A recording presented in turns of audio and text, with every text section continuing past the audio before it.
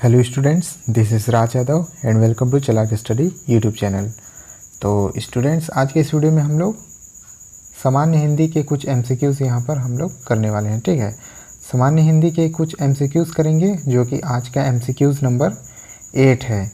इससे पहले हम लोगों ने नंबर 7 तक के एमसीक्यूज़ कर चुके हैं। तो अगर आपने पहले के वीडियोज़ नहीं देखे होंगे तो आप लोग प्लेलिस्ट में जाकर सामान्य हिंदी का ये एमसीक्यू सीरीज़ देख सकते हैं। ठीक है, प्लेलिस्ट आपको मिल जाएगी, पूरी तरह से प्रॉपर प्लेलिस्ट बनी हुई है। तो आपको हिंदी EMRS नाम से प्लेलिस्ट मिल जाएगी। आज का टॉपिक है संज्ञा और इस टॉपिक को हम जो है कुछ MCQs की मदद से समझने का प्रयास करेंगे। तो सामान्य हिंदी जो है आपके सिलेबस में 10 नंबर का दिया गया है, उसी की तैयारी के लिए हम लोग ये MCQ सीरीज़ कर रहे हैं। तो आइए अपने सीरीज़ को स्टार्ट कर लेते हैं। लेकिन उससे पहले अगर आप लोगों ने अभी तक इस चैनल को सब्सक्राइब नहीं किया है तो इस चैनल को जल्दी से सब्सक्राइब जरूर कर लीजिएगा, क्योंकि इस चैनल पर आपके काम के वीडियोस आपको मिल जाएंगे। और जितने भी टीचिंग एग्ज़ाम्स हैं उसके न्यू अपडेट्स के लिए आप इस चैनल को सब्सक्राइब कर सकते हैं। साथ ही टीचिंग एग्ज़ाम से रिलेटेड अपनी तैयारी को इस चैनल के माध्यम से आप कंटिन्यू कर सकते हैं। चलिए स्टार्ट करते हैं। सबसे पहले हम लोग संज्ञा के बारे में कुछ बेसिक चीज़ें देख लेते हैं, जैसे कि टाइप ऑफ नाउन, संज्ञा यानी कि नाउन। तो संज्ञा के प्रकार यहाँ पर हम लोग देख लेते हैं। संज्ञा हिंदी में जो है मुख्यतः 3 प्रकार के होते हैं। ठीक है, अंग्रेजी में तो ये ज़्यादा होते हैं, हिंदी में ये 3 प्रकार के होते हैं। पहला है व्यक्तिवाचक संज्ञा यानी कि प्रॉपर नाउन। अब इसका एग्जाम्पल देखिएगा किस तरह से है। जैसे कि किसी भी व्यक्ति, वस्तु या फिर स्थान का जो नाम होता है वो व्यक्तिवाचक संज्ञा के अंतर्गत आता है। जैसे कि रमेश, गंगा या मुंबई। रमेश जैसे कि किसी एक पर्टिकुलर व्यक्ति का नाम है, गंगा एक पर्टिकुलर नदी है, ठीक है, मुंबई एक पर्टिकुलर शहर है। तो ये तीनों जो है व्यक्तिवाचक संज्ञा, और इसी तरह की जितनी भी चीज़ें होंगी वो व्यक्तिवाचक संज्ञा के अंतर्गत आएंगी। सेकेंड नंबर देख लेते हैं जातिवाचक संज्ञा। तो जातिवाचक संज्ञा में क्या होता है, जैसे किसी भी एक चीज़ की जो जाति होती है, जैसे कि लड़का, ठीक है, तो लड़का एक तरह का एक जाति हो गया। उसके अंतर्गत बहुत सारे लड़के आते हैं अलग अलग तरह के। जैसे कि इसके अंतर्गत ये रमेश नाम का एक लड़का, वो लड़के की एक जाति होगी, उसके अंतर्गत आएगा। ठीक है, लड़के की एक जो है जिसको इंग्लिश में कहते हैं कॉमन नाउन, तो इसका एक कॉमन एक जाति हो जाएगा कि लड़का। जैसे कि है नदी, ठीक है, इसको समझिएगा। नदी में बहुत सारे नदियाँ जो आते हैं, जैसे कि जिसमें से गंगा एक नदी है। तो ये पूरी गंगा जो है व्यक्तिवाचक संज्ञा होगा और नदी जो है जातिवाचक संज्ञा हो जाएगा। उसी तरह रमेश जो है व्यक्तिवाचक संज्ञा होगा, लेकिन लड़का, ठीक है, लड़का जो है जातिवाचक संज्ञा होगा। लड़का में कई अलग अलग नाम के लड़के आ जाएंगे, जैसे राम, रमेश, राजू, श्याम, ये सभी। ठीक है, अब इसका एक और एग्जांपल है, जैसे कि पर्वत। तो पूरी पर्वत की जो कम्युनिटी है, पर्वत की जो जाति है, वो जातिवाचक संज्ञा के अंतर्गत आएगी। लेकिन अगर एक पर्टिकुलर पर्वत का नाम ले लिया जाए, जैसे कि हिमालय, ठीक है, हिमालय का नाम अगर लिया जाता है तो वो व्यक्तिवाचक संज्ञा हो जाएगा। तो आई होप आप डिफरेंस समझ पाए होंगे। अब एक चीज़ और जान लीजिए कि ये जातिवाचक संज्ञा के अंतर्गत ही कुछ और संज्ञा जो है वो जातिवाचक संज्ञा के अंतर्गत ही आते हैं। कौन कौन से हैं, जैसे कि एक है द्रव्यवाचक संज्ञा। ठीक है, द्रव्यवाचक संज्ञा, जिसको इंग्लिश में कह सकते हैं मटेरियल नाउन। ठीक है, मटेरियल, द्रव्य यानी कि मटेरियल। तो मटेरियल नाउन जो है वो जातिवाचक संज्ञा के अंतर्गत आता है। एक और जो है वो है समूहवाचक संज्ञा। ठीक है, समूहवाचक संज्ञा इसको आप कह सकते हैं कलेक्टिव नाउन। जो इंग्लिश का कलेक्टिव नाउन होता है वो, और ये द्रव्य मटेरियल नाउन और समूह कलेक्टिव नाउन।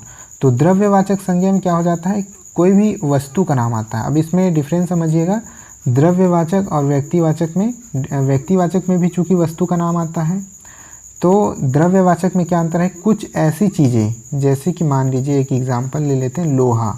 ठीक है, तो ऐसी चीज़ें जिससे कुछ वस्तुएं बनाई जाती है, लोहा हो गया, ठीक है, उसके अलावा सोना हो गया, चांदी हो गया, जिससे दूसरी वस्तुओं का निर्माण किया जाता है, वो आ जाते हैं द्रव्यवाचक संज्ञा में, यानी कि मटेरियल नाउन में। ठीक है, अब इसके बाद मैंने एक दूसरा प्रकार बताया था समूहवाचक संज्ञा।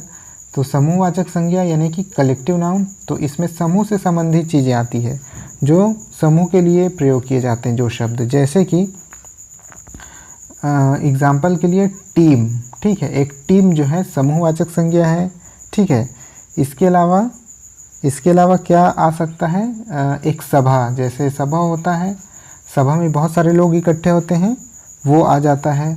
आपका आ जाएगा परिवार, एक परिवार में बहुत सारे सदस्य होते हैं, तो ये सभी चीज़ें जैसे कि टीम है, सभा, परिवार, ये सभी जो हैं कलेक्टिव नाउन यानी कि समूहवाचक संज्ञा में आ जाएंगे। अब ये जो तीसरा प्रकार है वो है भाववाचक संज्ञा। अब भाववाचक संज्ञा जैसे कि एब्स्ट्रैक्ट नाउन है ना, तो भाववाचक संज्ञा से आप समझ सकते होंगे कि इसमें भाव होते हैं, ठीक है। जैसे कि किसी भी तरह का भाव है, गुण है, दशा है, स्थिति है, ये सभी चीज़ों का ज्ञान कराने वाले शब्दों को भाववाचक संज्ञा कहते हैं। जैसे कि क्रोध, प्रेम, बुढ़ापा, बचपन, ठीक है। बुढ़ापा एक व्यक्ति की दशा है, स्थिति है, बचपन एक स्थिति है, ठीक है। तो ये हो जाता है भाववाचक संज्ञा। क्रोध, प्रेम, गुस्सा, नफरत, ये सभी चीज़ें भाववाचक संज्ञा के अंतर्गत आती हैं। चलिए मेन अपने एमसीक्यूज़ पर आ जाते हैं। सबसे पहला क्वेश्चन है यहाँ पर क्वेश्चन नंबर 76। इससे पहले हम लोगों ने क्वेश्चन 75 तक अपने जो है 7 एमसीक्यू सीरीज़ में 7 एमसीक्यूज़ वीडियो में हम लोग कर चुके हैं। ये 8वां वीडियो है, तो आप पहले उस वीडियो को देख लीजिएगा। स्त्रीत्व शब्द में कौन सी संज्ञा है? क्वेश्चन है स्त्रीत्व, ठीक है। स्त्रीत्व शब्द में कौन सी संज्ञा है? अब आपको बताना है कि स्त्रीत्व शब्द में कौन सी संज्ञा है। आपके ऑप्शन है, ऑप्शन नंबर ए जातिवाचक संज्ञा, ऑप्शन नंबर बी है व्यक्तिवाचक संज्ञा, ऑप्शन नंबर सी है भाववाचक संज्ञा, या फिर ऑप्शन नंबर डी है द्रव्यवाचक संज्ञा। आप वीडियो को पॉज करके अपना आंसर देते चलिएगा, ठीक है। इससे पता चलेगा कि आपको कितना नॉलेज है, कितना ज्ञान है। वीडियो को पॉज कर लीजिएगा और अपना आंसर देते चलिएगा। तो यहाँ पर जो राइट आंसर है वो आपका हो जाएगा ऑप्शन नंबर सी भाववाचक संज्ञा। यानी कि स्त्रीत्व जो एक शब्द है वो भाव है, स्त्री से बना है स्त्रीत्व, और स्त्रीत्व एक भाव है। आगे बढ़ते हैं क्वेश्चन नंबर 77 बुढ़ापा, ठीक है। बुढ़ापा भी एक प्रकार का अभिशाप है। इस वाक्य में बुढ़ापा शब्द की संज्ञा बताइए। तो बुढ़ापा आपको बताना है कि कौन सी संज्ञा है। ऑप्शन ए जातिवाचक संज्ञा, ऑप्शन बी व्यक्तिवाचक संज्ञा, ऑप्शन सी भाववाचक संज्ञा, या ऑप्शन डी इनमें से कोई नहीं। आपको बताना है कि इन चारों में से कौन सा आंसर सही है। तो यहाँ पर आपका जो राइट आंसर है वो आपका हो जाएगा, एक बार फिर से आपका जो राइट आंसर है वो आपका हो जाएगा भाववाचक संज्ञा। ऑप्शन सी जो है भाववाचक संज्ञा। तो बुढ़ापा भी एक तरह का भाव है, आपको पता होगा। बुढ़ापा शब्द जो है बूढ़ा से बना है, ठीक है। बूढ़ा से बना है बुढ़ापा। तो बुढ़ापा एक दशा है, एक स्थिति है, तो ये भाववाचक संज्ञा हो जाएगा। नेक्स्ट क्वेश्चन है क्वेश्चन नंबर 78। निम्न शब्दों में से कौन सा शब्द संज्ञा है? आपको बताना है इनमें से कौन सा शब्द संज्ञा है। क्वेश्चन नंबर 78 ऑप्शन है आपका, ऑप्शन ए क्रुद्ध, ऑप्शन बी क्रोध, ऑप्शन डी क्रोधित, ऑप्शन, ठीक है, ये थोड़ा उल्टा पुल्टा हो गया है, तो ऑप्शन डी है क्रोधित, ऑप्शन सी है क्रोधी, ठीक है।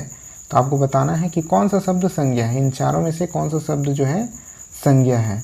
तो जो राइट आंसर है वो हो जाएगा आपका क्रोध, ठीक है।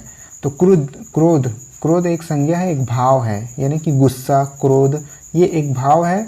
तो क्रोध जो है भाववाचक संज्ञा है। इसके अलावा ये जो क्रुद्ध है, क्रोधित है और क्रोधी, ये तीनों का मतलब सेम होता है। जिस व्यक्ति को क्रोध आया हुआ हो उसको क्रुद्ध कहते हैं, क्रोधित कहते हैं, और क्रोधी भी उसी को कहते हैं। क्वेश्चन नंबर 79 है भाववाचक संज्ञा बताइए। आपको इन चारों में से भाववाचक संज्ञा चुनना है। लड़कापन, लड़कपन, लड़काई या फिर लड़काईपन। तो यहाँ जो राइट आंसर होगा वो आपका हो जाएगा लड़कपन। ऑप्शन नंबर सी, यहाँ पर ये जो बी की जगह जो ऑप्शन सी दिखाई दे रहा है वो लड़कपन होगा। इसका सही आंसर लड़कपन जो है एक भाववाचक संज्ञा है। ये साथ ही एक इम्पोर्टेंट क्वेश्चन है, इसको ध्यान रखिएगा। आगे बढ़ जाते हैं क्वेश्चन नंबर 80। निम्नलिखित में भाववाचक संज्ञा कौन सी है? ऑप्शन नंबर ए शत्रुता, ऑप्शन नंबर बी वीर, ऑप्शन नंबर सी मनुष्य, और ऑप्शन नंबर डी है आपका गुरु। तो यहाँ जो आपका राइट आंसर है वो आपका हो जाएगा शत्रुता। शत्रुता एक तरह का भाव है, ठीक है। शत्रुता यानी कि दुश्मनी। उसके अलावा वीर, मनुष्य और गुरु ये जो है भाववाचक संज्ञा नहीं होगा। क्वेश्चन नंबर 82 है आपका, कौन सा शब्द जातिवाचक संज्ञा नहीं है। यहाँ आपको बताना है जातिवाचक संज्ञा नहीं है। ऑप्शन नंबर ए जवान, ऑप्शन नंबर बी बालक, ऑप्शन नंबर सी सुंदर और ऑप्शन नंबर डी है मनुष्य। ठीक है, तो यहाँ पर आपका जो राइट आंसर हो जाएगा वो हो जाएगा option number C. Option number C यहाँ पर हो जाएगा आपका सुंदर। तो सुंदर जो है एक जातिवाचक संज्ञा नहीं है। इसके अलावा जवान, बालक और मनुष्य जातिवाचक संज्ञा है। नेक्स्ट क्वेश्चन है क्वेश्चन नंबर 83, कौन सा शब्द भाववाचक संज्ञा नहीं है। तो यहाँ पूछ रहा है कि कौन सा शब्द भाववाचक संज्ञा नहीं है। आपके ऑप्शन है ऑप्शन नंबर ए मिठाई, ऑप्शन नंबर बी चतुराई, ऑप्शन नंबर सी जो है लड़ाई, ऑप्शन नंबर डी है उतराई। ठीक है, तो यहाँ जो राइट आंसर है वो हो जाएगा आपका ऑप्शन नंबर ए मिठाई। मिठाई एक ऐसा शब्द है जो कि भाववाचक संज्ञा नहीं है। आगे बढ़ते हैं क्वेश्चन नंबर 84, जातिवाचक संज्ञा बताइए। आपको बताना है कि इन चारों में से जातिवाचक संज्ञा कौन सा है। ऑप्शन नंबर ए है लड़का, ऑप्शन नंबर बी है सेना, ऑप्शन नंबर सी है श्याम और ऑप्शन नंबर डी है दुख। तो यहाँ पर जो जातिवाचक संज्ञा है, ठीक है, यहाँ पूछा है जातिवाचक संज्ञा है, यहाँ पर जो जातिवाचक संज्ञा है वो आपका हो जाएगा लड़का। हमने पहले भी इसका एग्जाम्पल पहले देखा हुआ है कि लड़का जो है जातिवाचक संज्ञा है। ठीक है, इसके अलावा यहाँ जो सेना दिया हुआ है ये समूहवाचक संज्ञा होगा, श्याम व्यक्तिवाचक संज्ञा और दुख जो है ये भाववाचक संज्ञा। आगे बढ़ते हैं क्वेश्चन नंबर 85 और आज का जो लास्ट क्वेश्चन है, संज्ञा के स्थान पर प्रयुक्त होने वाले शब्दों को क्या कहते हैं। ये सबसे आसान शब्द है और बार बार परीक्षाओं में रिपीट होने वाला क्वेश्चन है, तो इसको ध्यान रखिएगा। आपके ऑप्शन है ऑप्शन नंबर ए सर्वनाम, ऑप्शन नंबर बी विशेषण, ऑप्शन नंबर सी क्रिया, ऑप्शन नंबर डी अव्यय। ठीक है, तो यहाँ जो आपका राइट आंसर है वो हो जाएगा ऑप्शन नंबर ए सर्वनाम। तो संज्ञा के स्थान पर जिस भी शब्द का प्रयोग किया जाता है उसको सर्वनाम कहते हैं। जैसे कि एक एग्जाम्पल लेंगे, यहाँ पर श्याम ने खाना खाया, तो श्याम के जगह हम लिख देंगे कि उसने खाना खाया। ठीक है, तो ये उसने जो है वो सर्वनाम कहलाएगा। श्याम स्कूल जाता है, उसके जगह हम लिखेंगे वह स्कूल जाता है, तो ये वह क्या हो जाएगा सर्वनाम। तो संज्ञा के स्थान पर जो शब्द प्रयोग किया जाता है वो है सर्वनाम। तो ठीक है, आज के लिए इतना ही क्वेश्चन आज के लिए थे। हम लोगों ने आज जो है कुल मिलाकर के 10 क्वेश्चन सॉल्व किए हैं और आगे भी MCQs आते रहेंगे टॉपिक वाइज। ठीक है, टॉपिक वाइज MCQs हम लोग यहाँ पर कवर कर रहे हैं ताकि एक एक टॉपिक को अच्छे से समझा जा सके। इसके अलावा अगर वीडियो पसंद आया होगा तो लाइक और शेयर ज़रूर कर दीजिएगा, और अभी तक आपने इस चैनल को सब्सक्राइब नहीं किया होगा तो सब्सक्राइब ज़रूर कर लीजिएगा। आज के लिए इतना ही, मिलते हैं नेक्स्ट वीडियो में, तब तक के लिए जय हिंद।